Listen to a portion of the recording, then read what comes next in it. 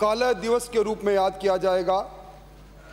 Brutal majority के आधार पर जिस प्रकार अभी अभी हमने स्वतंत्रता सेनानी हरदेव जोशी जी के नाम के विश्वविद्यालय का अमेंडमेंट बिल पास किया, उसी तर्ज पर राष्ट्रीय विधि विश्वविद्यालय जोधपुर विधेयक 2022 लाया गया है। अध्यक्ष महोदय, देश के भावी कानून विज्ञों को तैयार करने वाला यह विश्वविद्यालय प्रदेश का एकमात्र विश्वविद्यालय जिसके आगे राष्ट्रीय शब्द लिखा है।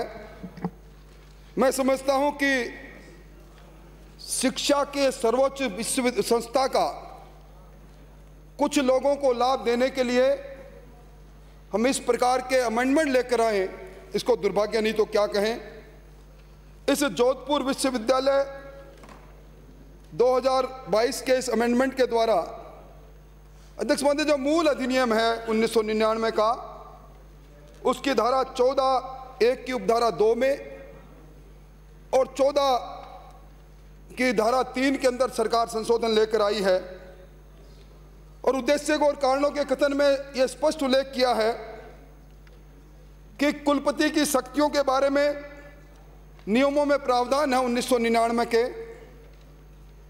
और ऊपरी आयु सीमा के लिए भी प्रावधान है, परंतु कुलपति की कालावधि, एक व्यक्ति कितनी बार कुलपति रह सकता है, इसका प्रावधान नहीं। इसलिए इस नियमों के इस विधेयक के माध्यम से धारा 14(2) के अंदर एक संशोधन लेकर आए हैं। अध्यक्ष महोदय, हमें साक्षी रहे हैं कई विश्वविद्यालय के अंदर, यहां से हमें विधेयक के रूप में स्थापना के विधेयक के पारण के मैंने सभी कोशिश की कि मैं देखूं कि और कौन सा विश्वविद्यालय है। अध्यक्ष महोदय, अभी इसी 24 दिसंबर को सबसे पुराने विश्वविद्यालय जयनारायण विश्वविद्यालय जोधपुर, जहां आपका ये राष्ट्रीय विधि विश्वविद्यालय भी है, वहां वाइस चांसलर की नियुक्ति के लिए एक विज्ञप्ति निकली और विज्ञप्ति के अंदर जो अहर्ताएं, जो बात कही गई, वो मैं पढ़कर सुनाना चाहता हूं। The appointment will B a period, इसमें लिखा है विश्वविद्यालय के कुलपति की नियुक्ति के आवेदन में, the appointment will be for the period of 3 years और up to the age of 70 years, whichever is earlier, the vice chancellor shall receive such pay and allowances as may be determined by the state government। मतलब 3 साल की कालावधि की बात कही है और आप इस अमेंडमेंट के माध्यम से कुलपति को 5 साल पहले और 5 साल बाद एक बार दोबारा मौका देना चाहते हैं, क्योंकि यह नामचीन विश्वविद्यालय है।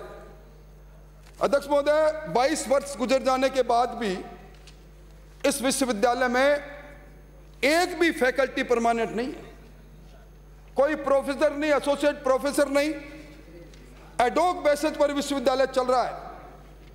और इसी विश्वविद्यालय में जो वर्तमान में कुलपति है, जो यूजीसी की अहर्ताएं, यूजीसी रेगुलेशन 2018 के अनुसार जब इनको अपॉइंट किया गया था, तब इनके पास 10 वर्ष का प्रोफेसर का अनुभव नहीं था। आज उसी वाइस चांसलर को पिछले दरवाजे से पुनः नियुक्ति देने के लिए ये अमेंडमेंट लेकर आए हैं और मैं समझता हूं कि आज जिस राष्ट्रीय विश्वविद्यालय के बारे में हम यहां चर्चा कर रहे हैं, अध्यक्ष महोदय, जो राष्ट्रीय विधि विश्वविद्यालय जोधपुर अधिनियम 1999 की धारा 7 है, मैं उसकी ओर ध्यान आकर्षित करना चाहूंगा। इस धारा 7 में हिंदुस्तान के सर्वोच्च न्यायालय के मुख्य न्यायाधीश धारा 7 के अनुसार इस विश्वविद्यालय के ऑनरेबल विजिटर हैं।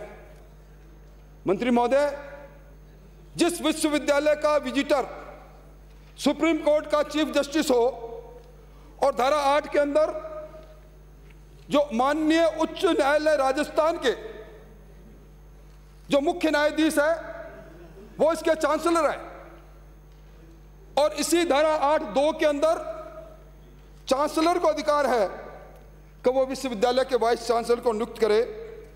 मैं समझता हूं सभापति महोदय, अगर इसको देखा जाए, मेन उद्देश्य एक ही है, धारा 14 में उपधारा 1 के पश्चात नई उपधारा 2 को जोड़कर सरकार वाइस चांसलर के लिए 2 कार्यकाल से अधिक का कार्यकाल नहीं देने और अधिकतम आयु 70 वर्ष की अहर्ताएं लेकर आई है। मैंने अध्यक्ष महोदय ये इसमें इस पूरे एक्ट को पढ़ा, गंभीरता से पढ़ा। मैं देख रहा था सेक्शन 7 के अंदर honourable chief justice of India जिसके विजिटर हो, honourable chief justice of high court जिसके ऑनरेबल चांसलर हो, सेक्शन 8 में निश्चित तौर पर जब अमेंडमेंट लेकर आए हैं तो उनकी निश्चित तौर पर कहीं ना कहीं कंसेंट होगी, उनकी सहमति होगी। कहीं सहमति नहीं है सभापति महोदय, अध्यक्ष महोदय। एक और अमेंडमेंट, किस प्रकार विश्वविद्यालय की स्वायत्ता पर हमला किया जा सकता है, क्योंकि इस विश्वविद्यालय का बड़ा शानदार इतिहास रहा है। इस विश्वविद्यालय में एनएम माथुर, सिरोही से आने वाले मान्य सदस्य बहुत अच्छी तरह जानते हैं, कई बार आपकी मुलाकात उस दरमियान भी हुई जिस दरमियान का जिक्र मैं करूंगा, सदन में उत्तेजना फैलाना नहीं चाहता। ये एनएम माथुर वही है जिन एनएम माथुर ने हमारी पूर्ववर्ती सरकार के समय कार्यकाल की जांच के लिए गठित आयोग का अध्यक्ष है। ये डोंट साइड इट। चलो एक मान, आप विषय के इतर नहीं, आप सीनियर आदमी हैं, डोंट प्लीज। अध्यक्ष महोदय प्लीज डोंट, मैं आपको दोबारा मौका नहीं दूंगा प्लीज। मैं एक ये कह रहा हूं, इस विश्वविद्यालय के पूर्व कुलपति में एक ऐसा व्यक्तित्व था जो आज की भी इस विश्वविद्यालय की छाया उन्हीं पर है। उन्हीं की मेहरबानी से इस विश्वविद्यालय के अंदर 79 वर्ष के डीन लॉ फैकल्टी है professor IP Massey, 78 at the age of 79 years. 72 वर्ष के डीन ऑफ साइंस है प्रोफेसर के बनर्जी, 70 वर्ष के डीन ऑफ मैनेजमेंट है प्रोफेसर यूआर डागा। क्या विश्वविद्यालय है अध्यक्ष महोदय। जब से विश्वविद्यालय बना इसका एफए नहीं, फाइनेंशियल एडवाइजर इन्होंने नहीं लिया। आज तक इस विश्वविद्यालय की ऑडिट नहीं हुई।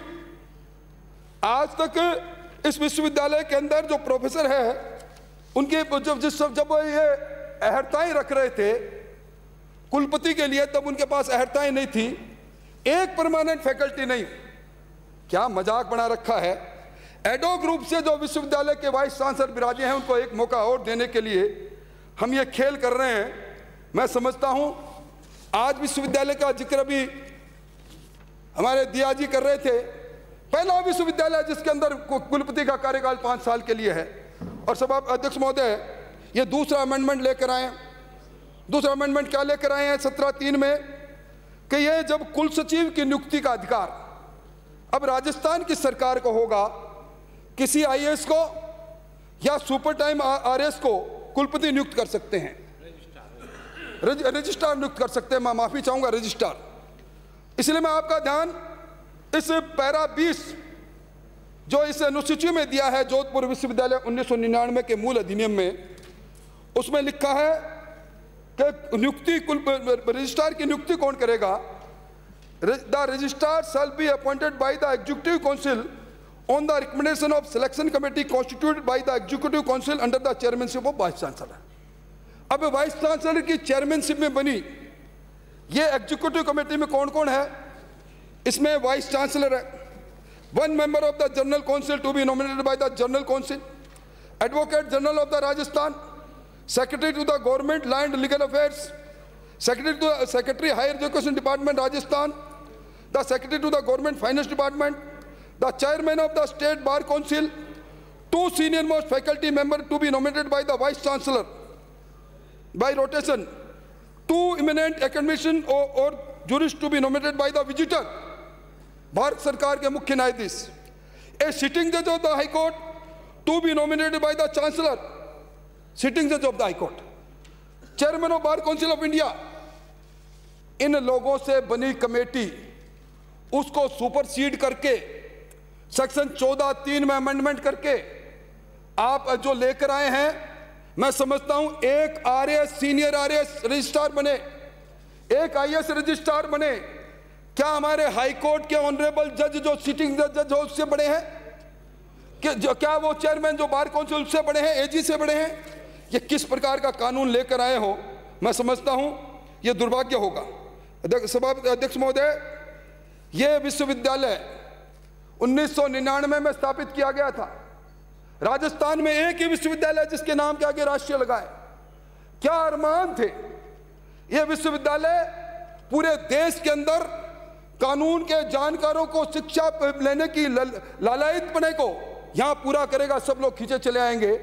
पर आपने हालत क्या कर दी। कम से कम ये तो देखो, डॉक्टर DS कोठारी 1964 में UGC के चेयरमैन रहे, उसी जोधपुर से थे। राष्ट्रीय शिक्षा नीति उन्होंने बनाई, आज उसी जगह पर। और अध्यक्ष महोदय, 88 हमारे पास लॉ कॉलेज है राजस्थान में, 88। और मेरा दावा है मंत्री महोदय, नेक का एक्रेडिटेशन एक के पास हो तो बता देना मेरे को, एक के पास 88 law college in the Rajasthan. हम किस प्रकार की शिक्षा दे रहे हैं, इसलिए मैं कह रहा हूं। आप इतने सीनियर हो गए, what president you want to set it? मैं ये कहना चाहता हूं, be confined to the amendment, don't go beyond that. मैंने अमेंडमेंट से आगे मैंने सेक्शन 14(2) के अमेंडमेंट की बात की, सुन लिया। मैं 14(3) अमेंडमेंट की बात की। You have mentioned only and you have given scope to do different things. मैं सभापति महोदय, मैं मेरे सीधेपन के लिए, और मैं आपके जितना आज्ञाकारी हूं, दुनिया जानने लग गई अब तो, इसलिए मैं आपको इसलिए टोकता हूं। आप सीनियर पार्लियामेंटेरियन हैं, आप यदि रॉन्ग प्रेसिडेंट सेट करेंगे तो नए सदस्य भी रॉन्ग चीज़ों को पिकअप करेंगे। आप माननीय सदस्य, आप जानते हैं ये राष्ट्रीय विश्वविद्यालय, विधि विद्यालय पूरे हिंदुस्तान में अलग अलग स्टेट्स में क्यों खोले गए, किसके पीछे क्या उद्देश्य था, ये आपको मालूम है। और क्यों सरकार अमेंडमेंट ला रही है, ये भी आपको मालूम है। तो ज़्यादा अच्छा रहेगा अपन उस अमेंडमेंट के संबंध में बोले तो नए सदस्य उसको पिकअप कर पाएंगे। ये यूनिवर्सिटी किस कंटेक्स्ट में बनी, इस यूनिवर्सिटी का जिस तरह का एक्ट बना, वो एक्ट अलग अलग स्टेट के अंदर भी वही एक्ट के प्रोविजन है, कुछ एक्ट के अंदर ही अमेंडमेंट किए गए जो स्टेट के ठीक है। मैं समझता हूँ कि बेटर रहेगा, आपसे अपेक्षा की जाती है अमेंडमेंट के संबंध में रिलेवेंट डिस्कशन करें, जो नए सदस्य उससे एनरिच हो। ये मेरा आपसे निवेदन है। अध्यक्ष महोदय, आप दोनों में तो मेरे मुंह के शब्द छीन लिए। यही तो बात मैं कह रहा हूँ। ये विश्वविद्यालय, राष्ट्रीय विश्वविद्यालय पूरे देश में जिस मंशा के साथ स्थापित किए गए थे, आज उस मंशा के प्रतिकूल जाकर हम सिर्फ एक व्यक्ति जो आज वाइस चांसलर है यूनिवर्सिटी के, श्रीमती पूनम जी को दोबारा वाइस चांसलर के पद पर आरूढ़ करने के लिए इस प्रकार के संशोधन लेकर आए हैं। मैं समझता हूं इस विश्वविद्यालय में ऑडिट नहीं है मंत्री महोदय, एक बार भी विश्वविद्यालय की ऑडिट नहीं हुई। इस विश्वविद्यालय में एक भी परमानेंट फैकल्टी नहीं है।